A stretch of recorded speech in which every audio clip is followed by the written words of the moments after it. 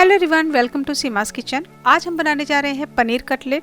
बहुत ही ज़्यादा क्रिस्प और बहुत ही ज़्यादा ये टेस्टी है, बिल्कुल माउथ वाटरिंग है। चलिए स्टार्ट करते हैं बनाना।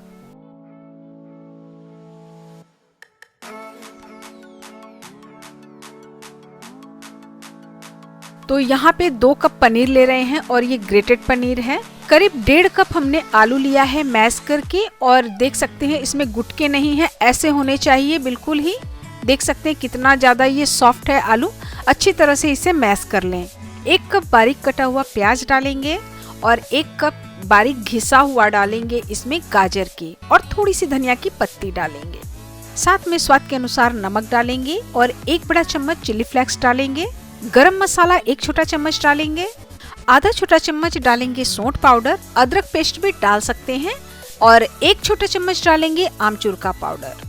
यहाँ पे 1 बड़ा चम्मच हम कॉर्नफ्लोर डाल रहे हैं। आप चाहे तो ब्रेड क्रम्स भी डाल सकते हैं यहाँ पे बाइंडिंग के लिए।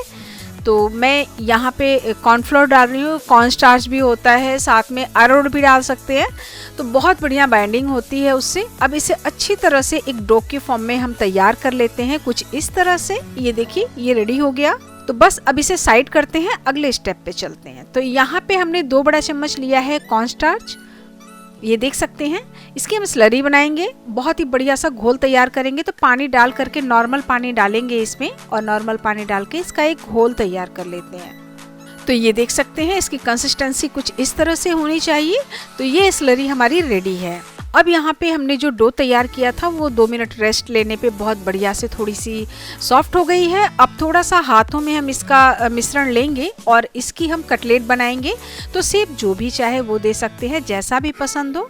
तो मैं इस तरह से इसे बॉल बनाऊंगी और एक सिलेंडर का शेप देते हुए थोड़ा सा हाथों से हम पुश कर देंगे।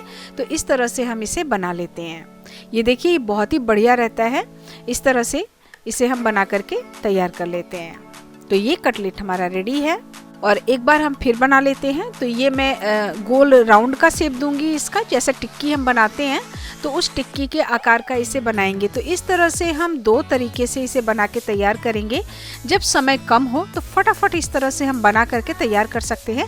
ये देख सकते हैं कि ये कितनी झटपट तैयार हो गई है, और साइड से जो हल्के हल्के से कुछ स्क्रैच से दिखते हैं इसके अंदर, तो उसे इस तरह से करके हम इसे प्लेन कर सकते हैं। ये बहुत बढ़िया से बन जाती है। तो ये देखिए ये शेप भी बहुत ही बढ़िया लगता है कटलेट बनाने का, इस तरह से। तो ये 2 तरीके के शेप हमने बनाए हैं। अगर इस तरह से नहीं बनाना चाहते हैं तो साथ में जो कुकी कटर आता है, इस तरह से कुकी कटर आता है, और इसके शेप में भी बना सकते हैं। वो देखने में बहुत सुंदर लगते हैं और खाने का भी मन करता है। तो आइए अब इसे बनाना स्टार्ट करते हैं। तो स्लरी भी हमारी रेडी है। सबसे पहले हम जो टिक्की का बनाया था हमने कटलेट, इसे इसमें डीप करेंगे। तो मैं थोड़ी सी स्पून की हेल्प से इसे बनाऊंगी। अगर हाथों की हेल्प से बनानी है तो दोनों हाथों का इस्तेमाल 2 जगह पे करना है। इस तरह से हम देखिए स्पून से कर रहे हैं तो मुझे काफ़ी ईजी पड़ता है बनाने में। अब इसको सीधे ब्रेड क्रम्स में डालेंगे और ब्रेड क्रम्स में डाल करके इसे अच्छी तरह से इसे कोट कर लेंगे। तो ये देखिए बहुत बढ़िया से इसकी कोटिंग हो गई है, अच्छी तरह से इसके ऊपर लग जाती है। थोड़ी सी हाथों से हल्का हल्का सा हम दबा देते हैं ना, तो इसके अंदर ब्रेड क्रम्स अच्छे से चिपक जाते हैं। तो ये देखिए ये बहुत बढ़िया से ये हो गई है। अब हल्का हल्का सा हम हाथों से चारों तरफ से इसको दबा देंगे ना, तो इसमें ब्रेड क्रम्स अच्छी तरह से चिपक जाएंगे। सेम इसी तरह से हम बाकी सारी भी बना करके तैयार कर लेंगे। तो यहाँ पे मैं स्पून की हेल्प से इसे बना रही हूँ। अगर हाथों से बनाते हैं तो एक हाथ से स्लरी में काम करें और दूसरे हाथ से ब्रेड क्रम्स का इस्तेमाल करें। तो इस तरह से ब्रेड क्रम्स भी हमारे ख़राब नहीं होते हैं, जल्दी जल्दी से गीले नहीं होते हैं, और वो अच्छी तरह से रहते हैं। बाकी हम सभी बना करके तैयार कर लेंगे इसी तरह से। तो देखिए इस तरह से हमें इसकी कोटिंग को करनी है। तो ये देखिए ये कटलेट भी हमारा तैयार हो चुका है। बहुत आसान है बनाना इसे इस तरह से। तो ये देखिए इस तरह से बहुत इजी तरीके से ये बन जाते हैं। तो अब ये हमारे सभी कटलेट रेडी हैं, दोनों ही शेप में। आइए अब इसे हम फ्राई करते हैं। तो हम यहाँ पे इसे शैलो फ्राई करेंगे। तो ऑयल मैंने बहुत कम डाला है, आप चाहे तो डीप फ्राई भी कर सकते हैं। तेल अच्छे से गर्म होना चाहिए। इसमें हम सभी अपने कटलेट को ट्रांसफ़र कर देते हैं।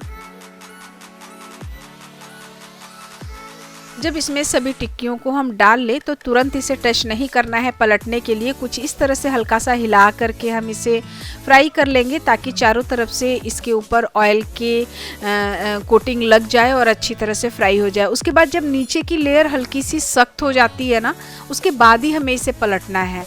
अगर इसे हम पहले से तुरंत टच करेंगे तो ये फट जाएंगे और इसके अंदर जो पनीर है हल्का सा कहीं से भी अगर ये टच होता है, फटता है, तो पनीर बिल्कुल बाहर आ जाएगा और ये बिखर जाएगा। तो इस बात का ध्यान रखें। ऑयल बहुत अच्छे से गर्म होना चाहिए। अगर ऑयल कम गर्म होता है तो भी ये बिखर जाएंगे पैन के अंदर, और इस तरह से टच करने पे भी। तो देख सकते हैं आप, एक तरफ की कोटिंग बढ़िया से हो गई है। उसके बाद ही मैंने इसे पलटा है।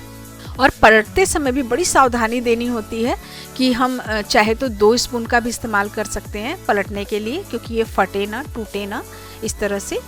तो इसे मीडियम फ्लेम पे हम क्रिस्प होने तक फ्राई कर लेंगे। दोनों तरफ से फ्राई अच्छी तरह से हो जाइए। तो ये देख सकते हैं कितनी क्रिस्प हो गई है, बहुत ही ज़्यादा बढ़िया से ये दोनों तरफ से बिल्कुल क्रिस्प फ्राई हो गई है। तो अब किसी भी चटनी के साथ इसे सर्व करें फटाफट। और ये रेसिपी मेरी पसंद आती है तो एक लाइक तो ज़रूर कर दें।